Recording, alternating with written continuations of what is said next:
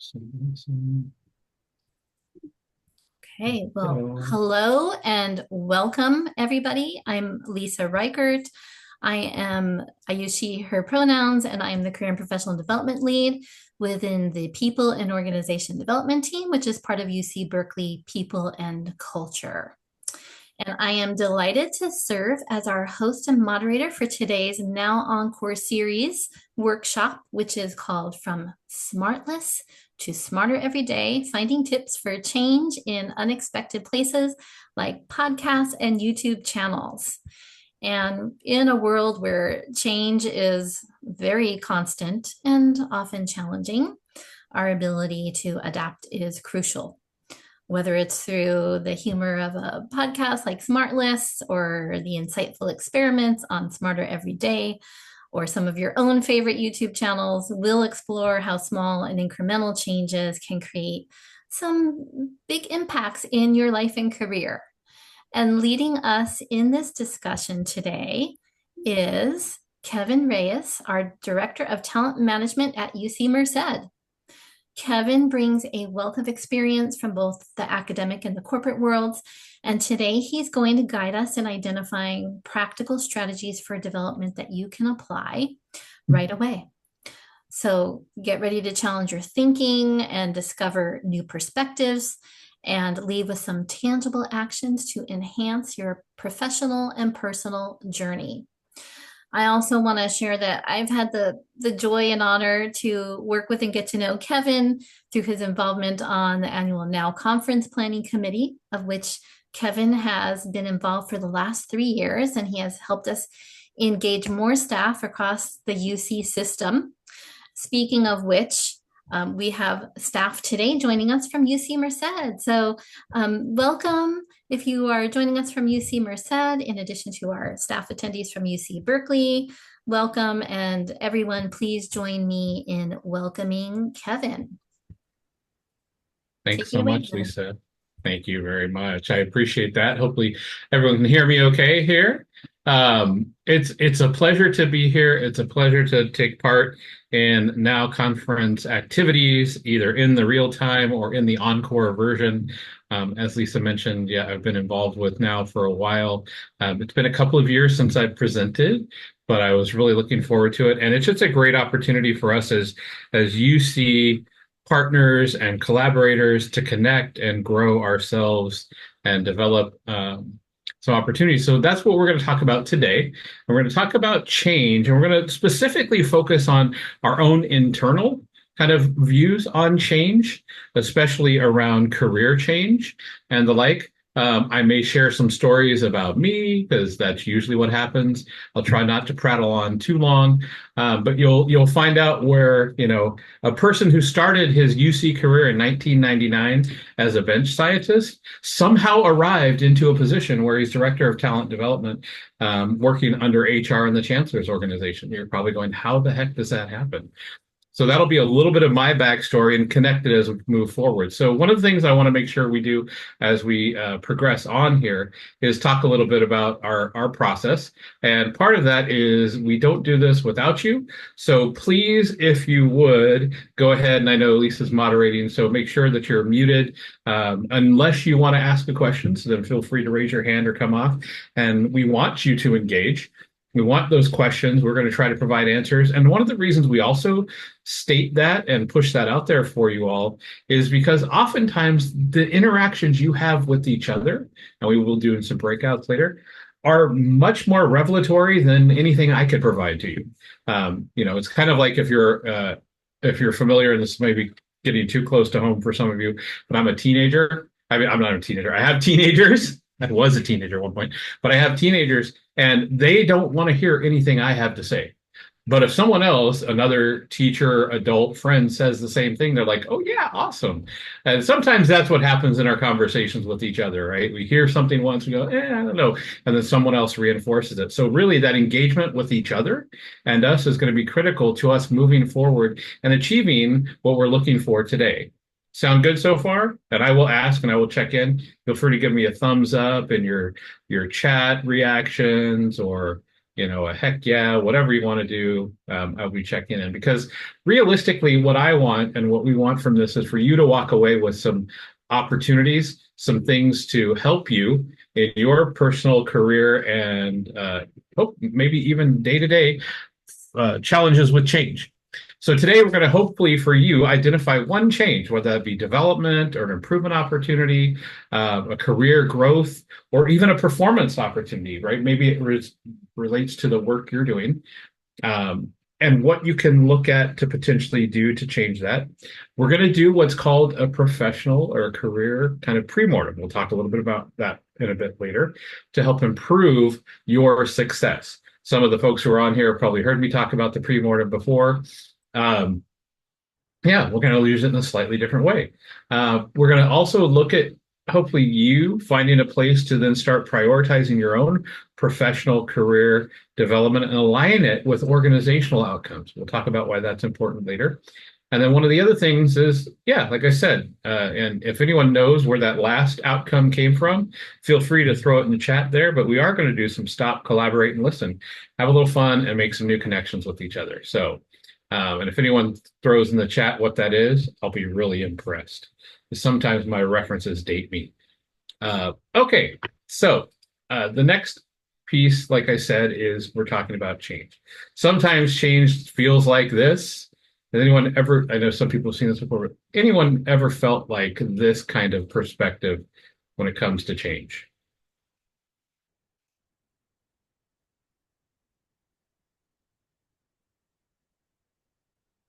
I'll give folks a minute for that to sink in.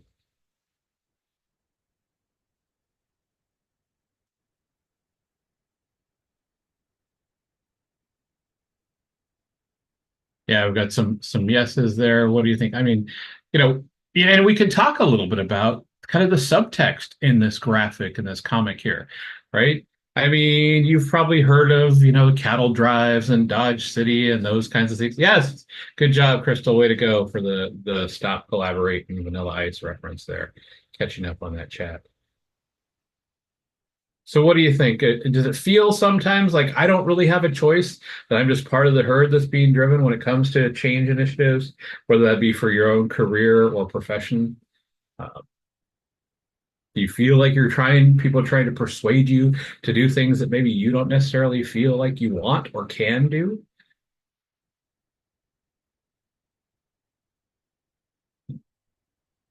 I think this is definitely why change management is such a big deal in higher ed, because so Mm, many of us are not ready to change, or we have to go along for the ride, but we don't necessarily want to.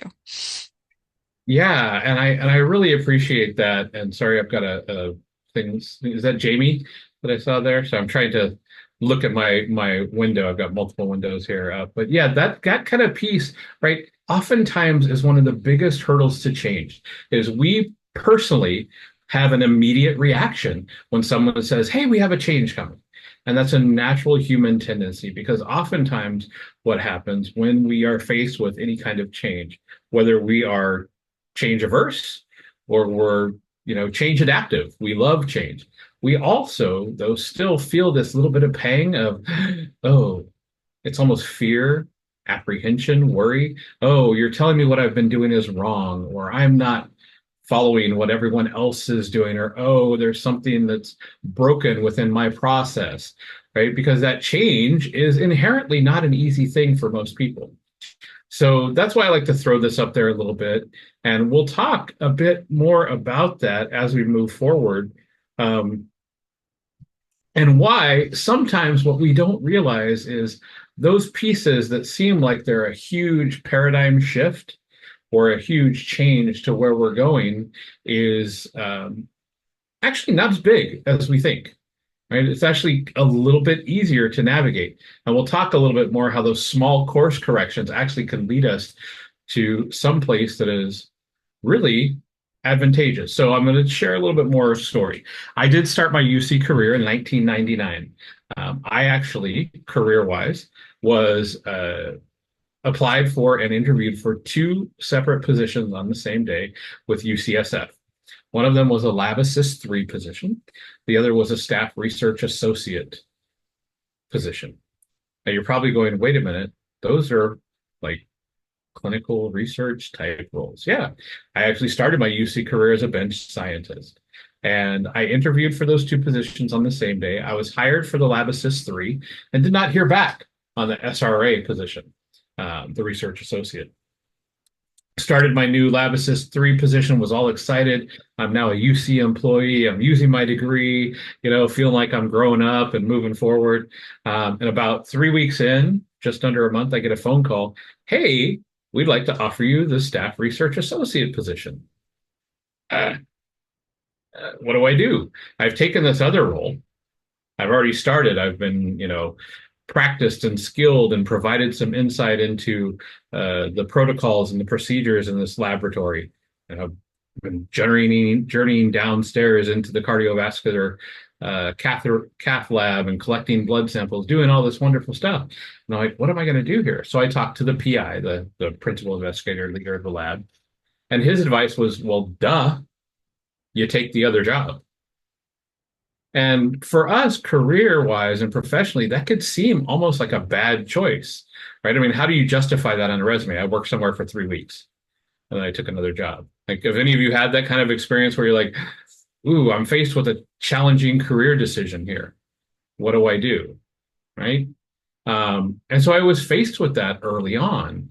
But my PI was like, no, that other position is a higher step. It moves you forward into where you want to go.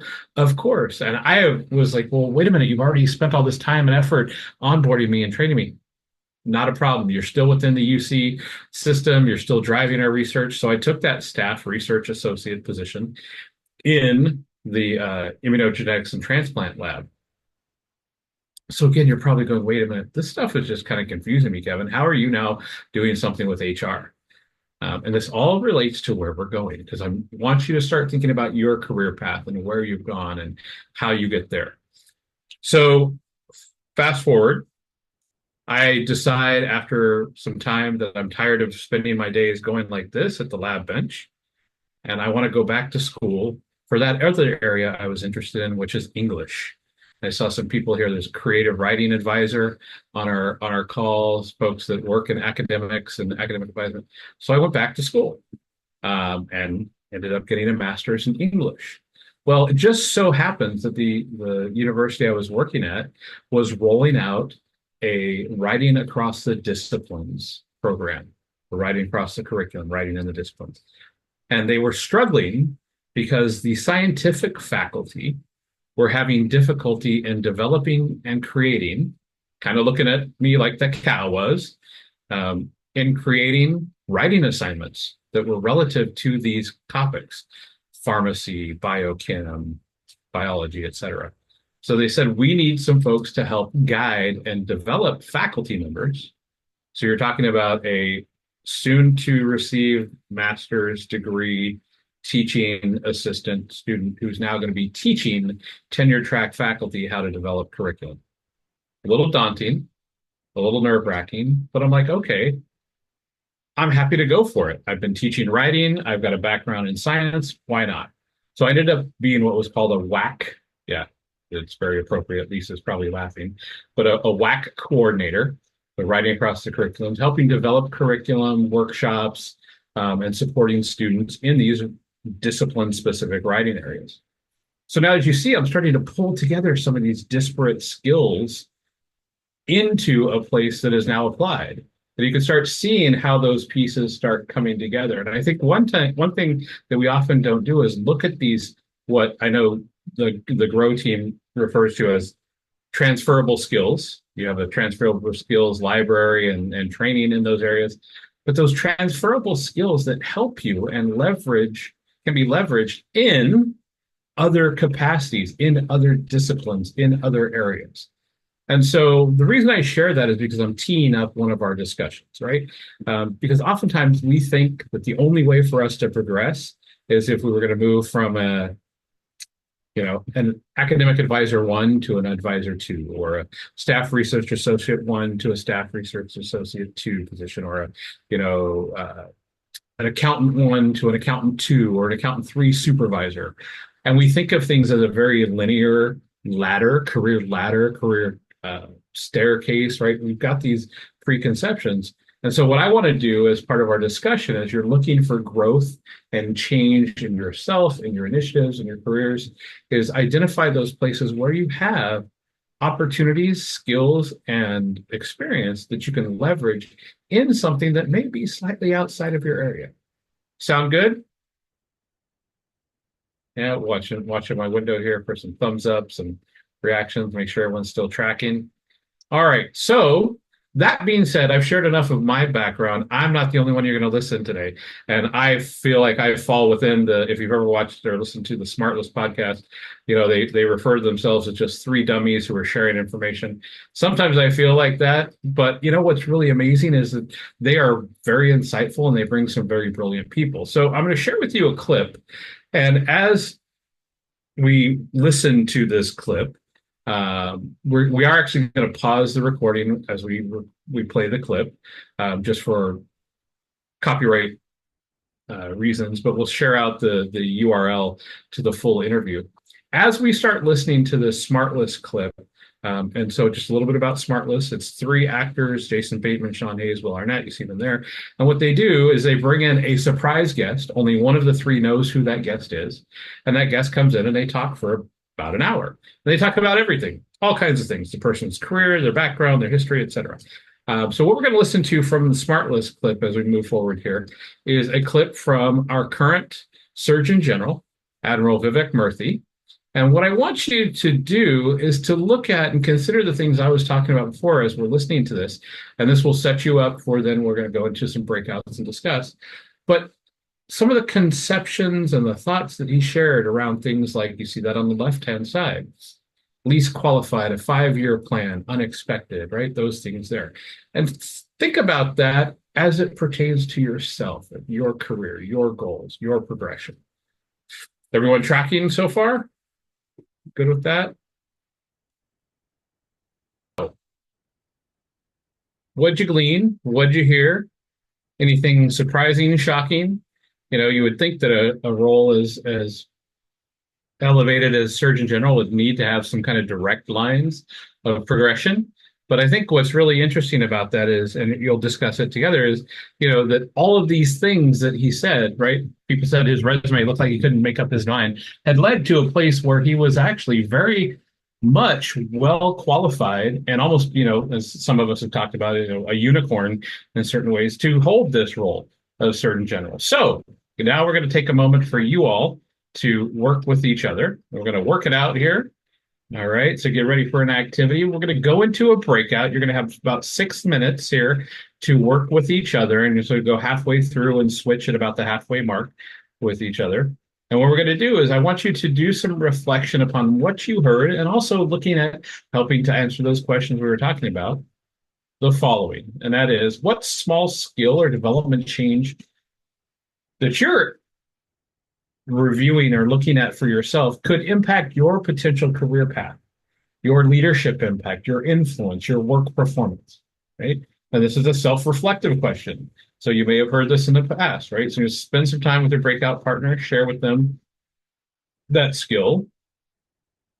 And what do you think? And if you can't think of it, your partner can also help then, right? What is one tangible development action? So think about what Dr. Murthy was talking about there, Admiral Murthy was discussing, right?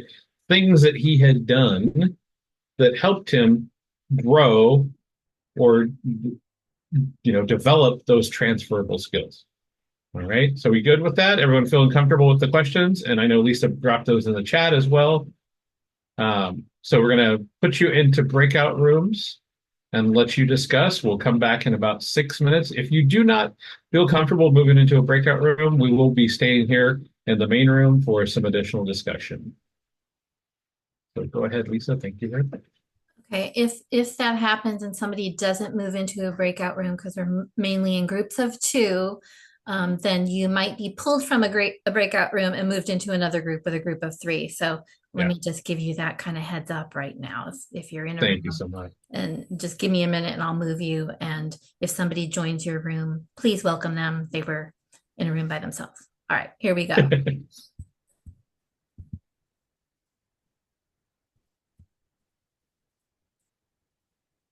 Kevin, you do not need to go into a room. That's a group of three with you. It's optional.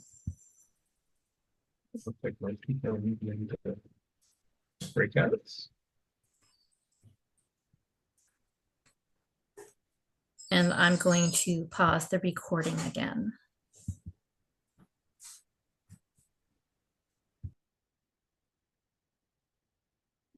Awesome. We're going to get our recording going again here. Okay.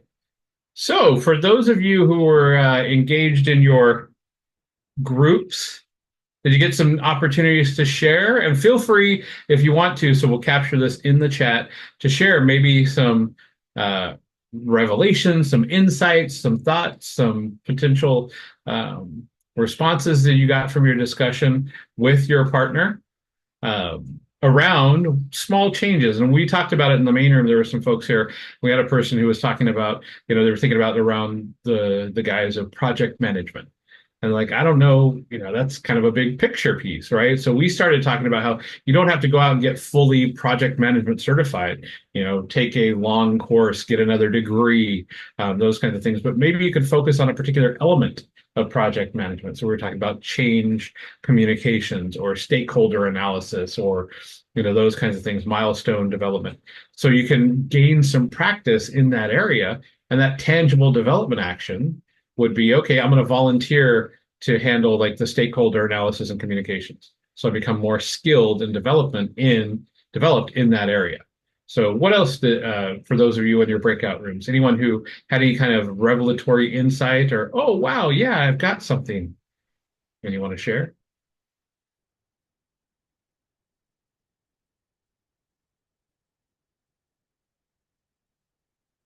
They're all quiet. They're like, no, I'm still nervous. And you could throw it in the chat window as well. Oh, So sure, that's more Kevin. comfortable. Yeah, go ahead, Anna. We ran out of time because we were just so thrilled that we got to cross paths. Katrina actually works for UC Merced and did my onboarding paperwork when I transferred. So it was nice to get to connect with her and just to see her journey through the UC system and where she started and how she was able to meet you. And now, me being onboarded from different campuses. So I thought it was really great and just sharing. I wish we had more time. 6 minutes goes by fast. So yeah.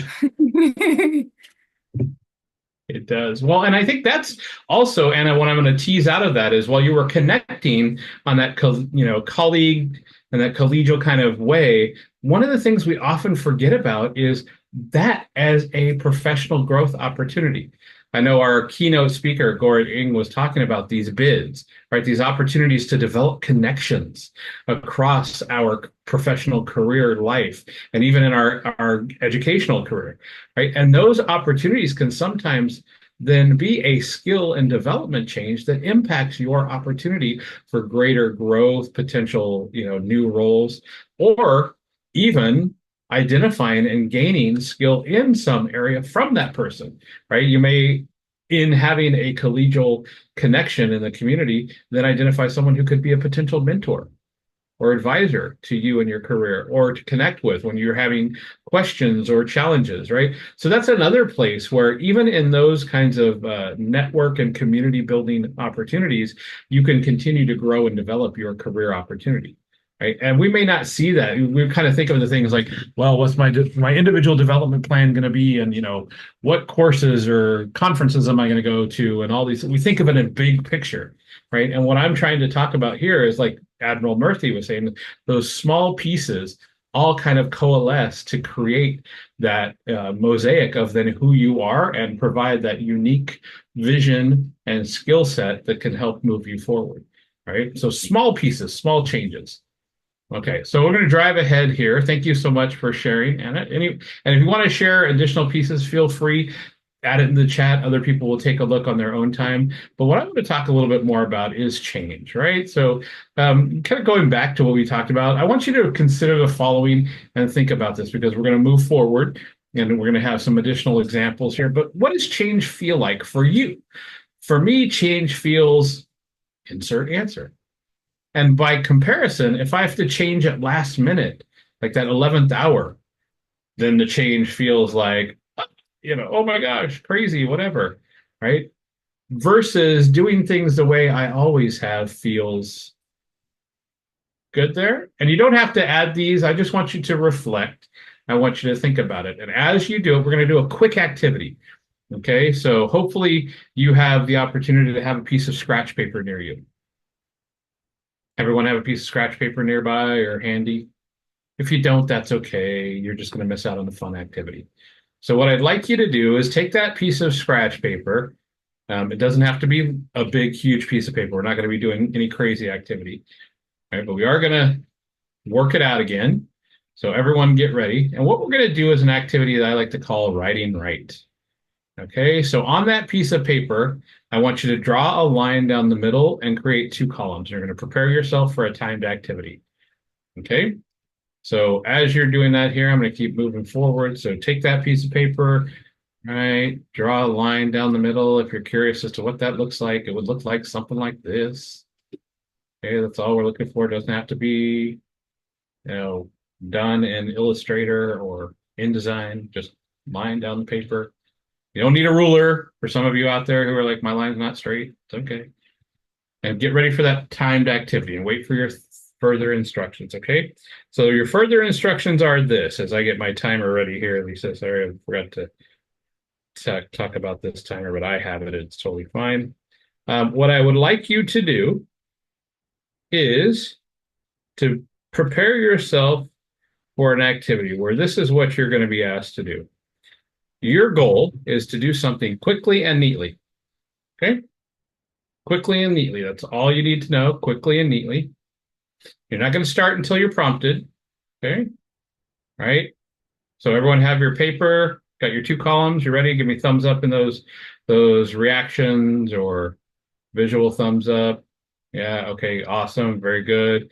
Okay. So what we're going to do is in that left-hand column, you are going to write your name as quickly and neatly as possible. If you want to print it, that's up to you, whatever you're more comfortable with. If you want to write your signature, totally fine, comfortable, up to you. All I want is it to be quickly and neat, right? I didn't say legible, just quickly and neat. Okay, you have 30 seconds to write that as many, don't start yet. See, some of you probably already trying to start. 30 seconds is what you're going to get to write that as many times as possible. Okay, everyone clear on the instructions? Okay, now what I want you to do is I want you to switch to your non-dominant hand. So if you write with your right hand, move to left. If you look to the left, move to the right. If you're ambidextrous, okay, fine, the one that works less effectively. Ready? Okay, you got 30 seconds. Everyone switched over and go.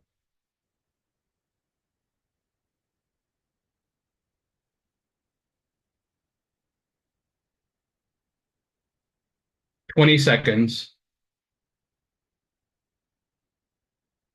15. 10. 5.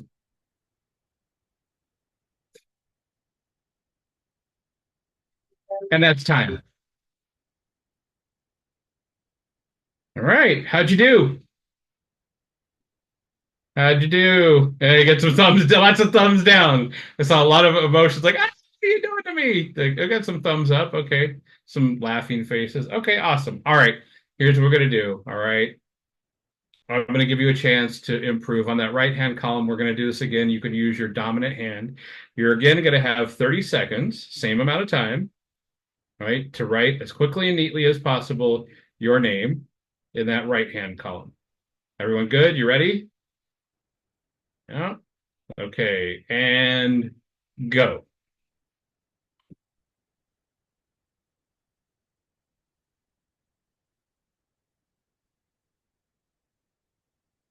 20 seconds. 15. 10. 5.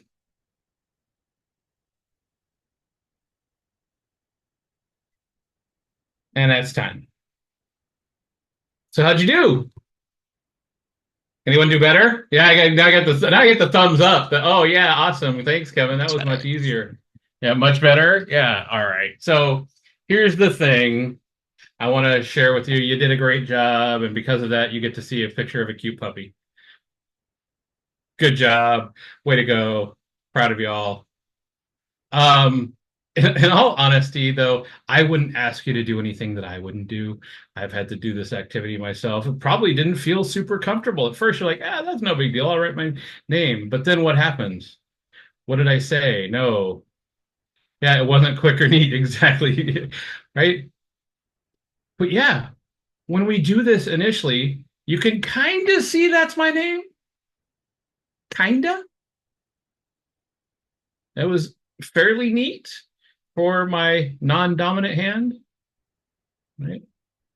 But anyone seeing the same kind of pattern here as yeah, much better than my, yeah, thanks, Jamie. Right? By comparison, there's my dominant hand. And you can see the quantity difference. How many of you had similar results there? Anything similar? Yeah, I see some head nods, see some thumbs up, right? More importantly, though, I want to go back to those questions that we talked about, that reconsidering, right? Because you just underwent a change initiative. In that those, what, 2 minutes or so that we were doing that there, right? So I want you to reconsider. How did that change? Go ahead and come off mute and let me know. How did that change feel? Were y'all like, okay, fine, I can write my name. That's not hard. I saw the emoticons. I saw the physical faces, so I know how it felt. There was a lot of anxiety because the instructions weren't clear at the beginning and I didn't know where it was going. I'm like, what's coming? What do I need to prepare for? Just wait and don't start yet. And then I did start when I heard write my name and before he told me to change my hand. So like I was trying to jump the gun and get ahead of the change or know what to expect. And I'm a planner. So it was really unsettling to not know what was coming. Yeah. And I mean, and I love that, Jamie, because everything you just shared right there, I would take that outside of the handwriting, the name writing activity, and put it on basically any of the day-to-day work tasks that we do, right? And say, yeah, I probably feel similar things. Would anyone agree? We see some thumbs up agreement with those kind of frameworks with your day-to-day work. The instructions aren't clear. There's a last minute. I have a planner. I try to get ahead, and then something shifts, and oh my gosh, now I got to go back and do all these. Yeah. Right. I mean, so what about that last minute piece? Someone else out there, when you're like, okay, I'm ready. Jamie, you said you started, so you've already given yourself away there. But like, okay, I'm ready to go. And then, hey, no, non-dominant. How did that feel? Not good. Anna's shaking her head. Not good.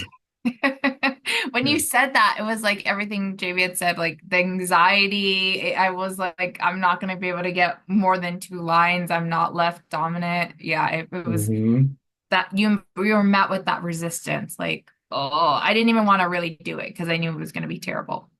Yeah, you're like, you're making me do something I'm kind of morally opposed to at this point. Yeah. Yeah. How did it feel then on top of it when I'm sitting there and, and I feel bad because it's, the facilitator and the instructor trick, but I'm reading out the time.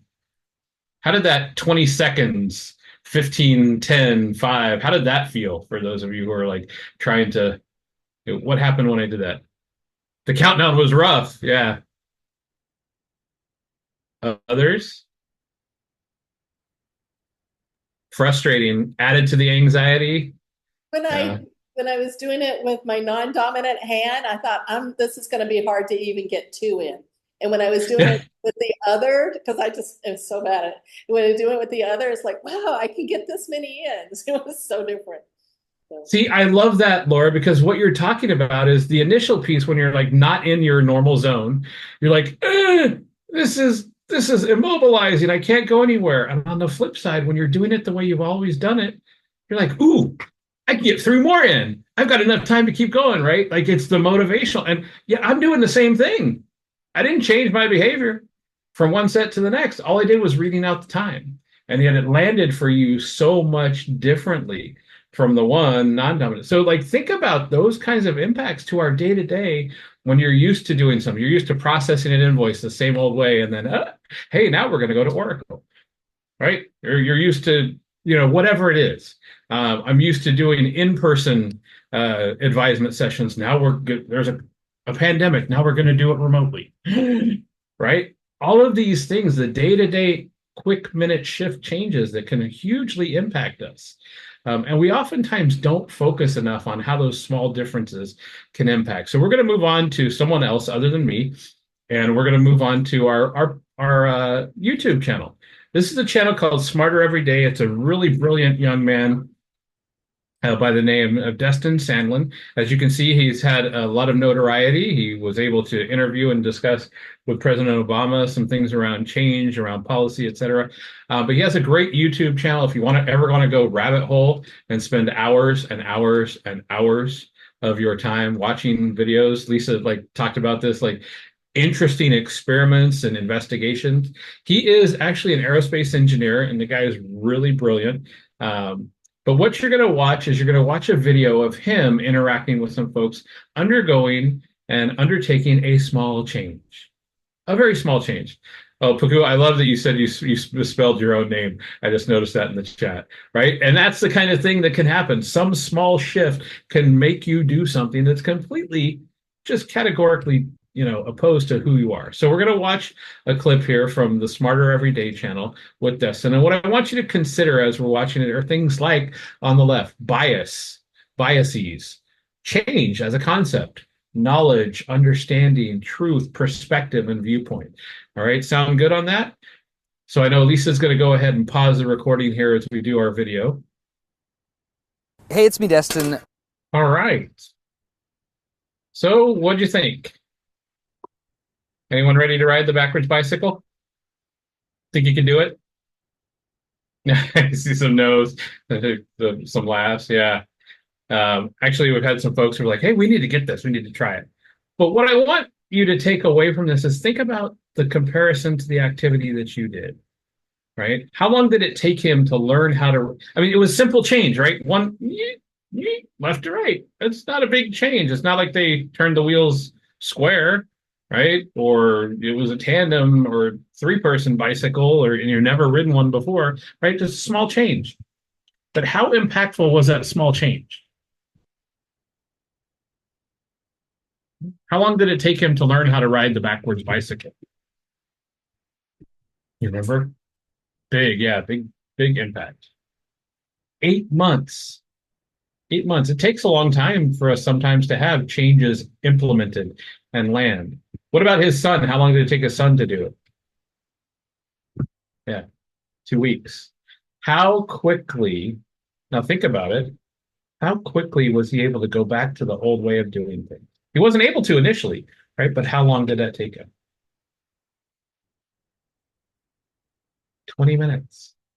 So look at that comparison, 8 months to 20 minutes, right? So do you think that's a microcosm of change failure? We think we're giving enough time for people to adopt something, or you think you're giving yourself enough time to grow and develop in a particular area. And yet then, now, right, the critical hair on fire, the fire drill, whatever it is kind of thing happens. And what do? Revert back to the old way really quickly, right? We lose all that traction, all that process, all that progress. So what we're going to take a look at here now is another tool that I'm going to provide for you. And that's really a pre-mortem. And what that is it's looking at your challenge, your change, the thing you want to do, like the backwards bicycle, and what is going to keep me from being successful. So what we're going to do is we're going to ask some specific questions around it. Like, what more should I know? And I'm going to assume, rather than trying to move forward and not look at failure, I'm going to assume that I am failing and identify what it is that's going to keep me there, because then you're able to then prioritize, to mitigate, to risk assess, right? And so if you look at the big picture before you even start, or even start trying to grow and develop yourself, before you even start that project, that stakeholder analysis, that communication plan, what is going to trip us up down the road? And so it's something that an org psychologist, a person by the name of Gary Klein, has put into play. And so what we're going to do is it's a prescribed look into the future, and you're going to identify reasons for failure, and then you're going to debrief those responses. And what you're going to do in that debrief is you're going to prioritize 1 to 3, top 5 at most. You don't want a whole lot. Those challenges, those failure points, and identify ahead of time some risk mitigations or brainstorm some potential interventions to prevent that from happening, or what are the critical actions we're going to need to take to avoid those failures? Are we tracking with that process? So I'm going to show you what that looks like, because you're probably going, wait a minute, that's a lot, Kevin. I'm going to boil it down, simplify it into asking 3 questions. Is that a little easier? Yeah. Okay. So those 3 questions, very simple questions. And if we look at that data collection, we're going to say, okay, question number 1.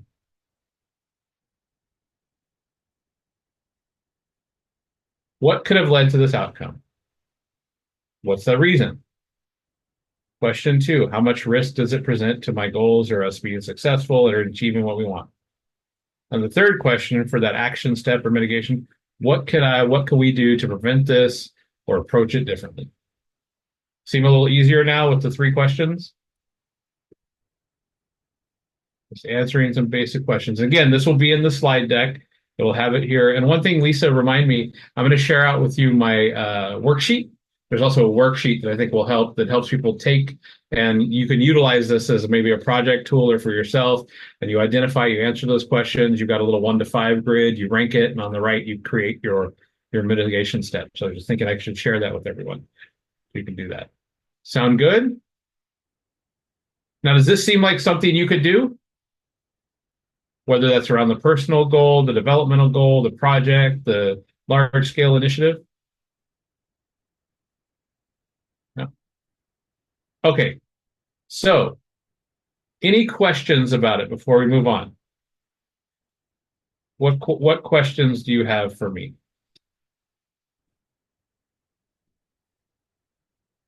Here's what that looks like, right? So my failure is I have no experience with budgeting or fiscal planning. Would that be a risk to my project? Certainly, especially if it has to have a budget, especially if I'm looking for funding or resources. So is that a high concern? Yeah, probably pretty high. So what can I do to mitigate that? Seek financial management certification. Maybe do a LinkedIn learning course. Maybe I job shadow someone who's done that and said, hey, can you walk me through how to create a top sheet budget? Are we good there? All right. Okay.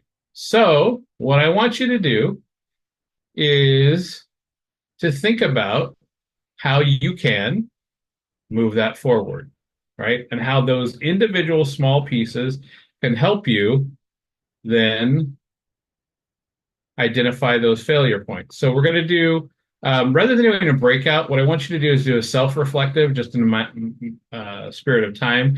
That takes a little longer to get into our breakouts.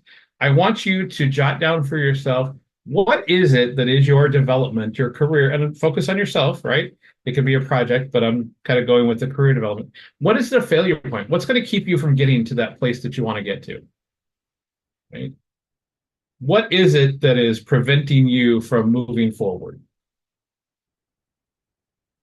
And then what can you do to mitigate that potential issue? You good with that? Because I guarantee right now for you, you may be thinking, I'm the only one facing this. This is a challenge. But there are plenty of people out there who have had that same level of concern and that same level of introspection and possible failure points around things. So we're going to go on to our SmartLess group again here as you're doing this. Right? Any of you heard of a gentleman by the name of John Favreau?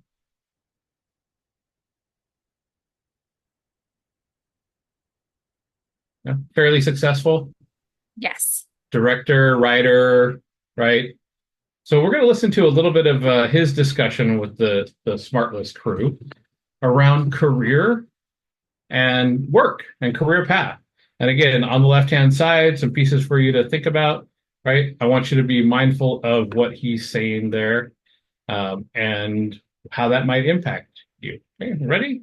And Lisa, go ahead and pause. What did you hear there? Right? Anything applicable for you in the career path? Right. So I want you to, again, we're going to move a little bit ahead here. We're not going to do into our breakout rooms, but I want you to think about those kinds of questions, because I'm sure many of you are facing that with your own career progression, your own development, right? Where is your career path or ladder not leading? What are the places where, as you heard Jon Favreau talk about, you can take some of these initial skills. It doesn't mean you're going to have to be in that field, right? He said he wouldn't go back to improv, but use those base skills, those core skills, the transferable skills, to then leverage and improve moving forward. Right. So as we transition here to kind of finishing up our discussion, what I want you to see is now this progression of these things that I've done in the past. They could potentially be advantageous to me in the foreground, right, in the future. And then one of the things he highlighted, and I think we cannot overestimate, we cannot overstate the importance of creating some space for safe failure. Right? He talked about those opportunities to fail. We put so much pressure on ourselves to succeed from the get-go that safe space, that practicing, like, is really critical then to succeeding and making those changes stick. So just like with Destin and the bicycle, right? He didn't give up after that first time that he fell. You heard him say to his son, it was pretty funny, like, get up, come on, you got this, right? It's the rub some dirt on it moment kind of thing. But realistically, taking those as motivational opportunities to say, okay, this failure that I had just showed me a way that I may not want to go in the future, right? And we think about it, we work at research institutions. The research process is eliminating the non-viable solutions so that you get closer to the answer, right? We do that in our career and our progress and our work and our change, right? We're going to have a better outcome overall because we're identifying the challenges. So think for yourself as we're coming out of this, because I'm gonna challenge you with some actions. What safe space or room to fail can you find or create with a leader that you have, a mentor, or an opportunity to give yourself a chance to refine and utilize some of these skills that you've already identified from earlier on? What are those pivot points going to be for you that you can go and practice this? Okay. And it doesn't have to be huge. It really doesn't have to be huge. I want to stress this with you. We're going to go back to the SmartLess guys in a moment, because you're probably thinking, well, I can't do this because I've got all this other work to do. You can start making small iterative changes, small steps forward to your success that will then, as you do them together, start aggregating and creating some larger scope change. So we've got one more clip here from our SmartLess folks to share with you. And this is from another actor / director, a gentleman by the name of Jeff Bridges. And what I want you to listen for is his discussion about these small changes. So as you're thinking about yourself, your career progression, the institutional initiatives that you're being faced with, what are the small changes we can make to move ourselves forward progressively? And Lisa, we're going to pause again here on our recording. So let me know if we're good for that. Around least qualified, 5-year plan, unexpected, right? Interest, curiosity, value, right? These small changes, these small things that can make a big impact, that like Jeff Bridges was talking about. And Buckminster Fuller, there's a quote from him where he talks about trim tabbing, right? He was reflecting upon the challenge, like Bridges was discussing there, of turning a big ocean liner. And you're probably thinking about your career and your life and these big things that are looking ahead of you and being like, this is so daunting. How am I going to do it? And as hopefully I've explained to you and walked through a little bit through the course of our discussion today, these small changes are the things that will continue to make big impacts for you. And if you give yourself the opportunity to move forward in those, what are those trim tabs? What can you do for yourself that helps you shift more impactfully moving forward? All right. So for you, it's that opportunity to be a trim tab. And this is what that looks like, right? It is a really tiny rudder on the big rudder. So what are those small differences? So someone was talking about earlier project management. What are the things that I can do? Taking the opportunity to say, hey, can I try this out? Can I practice? Right? What are we going to do potentially differently? What is the small difference we're going to say that we implement in this change initiative that we didn't try last time? Maybe that's inviting people to the table to discuss the change earlier. Maybe it's having a conversation with your supervisor that you haven't thought would be okay to talk about your career progression goals. where you'd like to go, where you see yourself in the next 1 to 2 years, the next 3 to 5 years. These small changes, these small impacts that will help you then make some of those decisive and huge shifts in your career, in your progression, right? Because what we want you to do is be your own trim tab. I want you to help identify where you're moving forward, what you can do to help grow and develop yourself, whether it be through your career, through your performance level, or in specific initiatives and projects that you're working on. Okay. So I'm going to pause here for a minute, and then I've got one more thing for you, a real short piece here. But I want to pause here for any questions around what we've discussed with like identifying risk ahead of time. What are those small transferable skill pieces that you could do to grow and develop yourself? Where can we identify that plan for the future, create some safe space for failure? Any questions around the things that we've talked about so far? Because remember, you have to answer these questions for yourself. I can't answer them for you. Lisa can't. None of the Now conference folks or speakers can do it. It's you identifying for yourself what those pieces are. So any questions?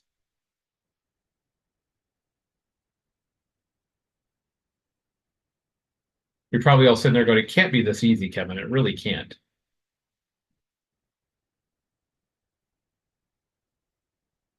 All right, so we're going to go ahead and move forward. So again, remember, your questions for today, so this is where you get to pause and reflect, and hopefully we've moved you forward into answering these. How can small changes lead to a big impact? What might that impact be? That small change you're going to take impact your potential future. Like I had a great leader who one time said, you know what, sometimes if my career isn't heading where I need, or I'm not going to move forward into what I need to do, it's okay to move my ladder, right? We talk about the career ladder. It's okay to move my ladder. Just shift here to the right. Sometimes that lateral allows for forward progress. So what is it going to be there? What are the common perceptions or misperceptions you've been thinking about that are going to hold you back? Have you been able to identify them and mitigate for them? What is for you your one tangible development action you're going to take? What is that small change? Right? And hopefully, how will this then make your tomorrow a little better than it was today? Okay. So like I said, that's about it for us. But wait, there's more. Anyone know who these folks are? That's right, it's our wonderful infomercial people who've always got one more thing for you. And so you just call me Billy Mays or Ron Popeil or the ShamWow guy, who I don't know that he has a name. I got one more little piece for you. There's more. This is someone who I really respect. I think he's an awesome, just an awesome individual. He's actually a UC person. His name is Shola Richards. And Lisa, you probably know who this is. We can go ahead and pause again for this video. I forgot about this one here. Possible? So when you're trying to understand how to bring your sound doable? Awesome. I appreciate you. I appreciate you spending your time with us today. And hopefully you found some pieces where you can identify potential pathways forward for you and your career and your performance, or even with your teams and your initiatives. And if you're looking for additional inspiration, feel free to take a look at things like SmartLess and SmarterEveryDay, right? Because we oftentimes think that we're in this weird academic world where nothing applies. And we can see there's plenty of people out there facing these same challenges for us that we do as well, all right? So thank you very much, and we will hopefully see you next time. Thank you I'll hand so it back much. to you, Lisa. Thank you so much, Kevin. I feel like you have been our trim tab today in sharing such wonderful tools, stories, strategies, and great, powerful coaching questions that we can ponder. So thank you for this great workshop. Thank you all for being here. I put the evaluation in the chat. If you could take a moment to give us your feedback, we really appreciate that. I'll follow up and share the links to the deck and some additional resources and the videos. Well, hope you all have a great afternoon. Take care and hope to see you at future offerings.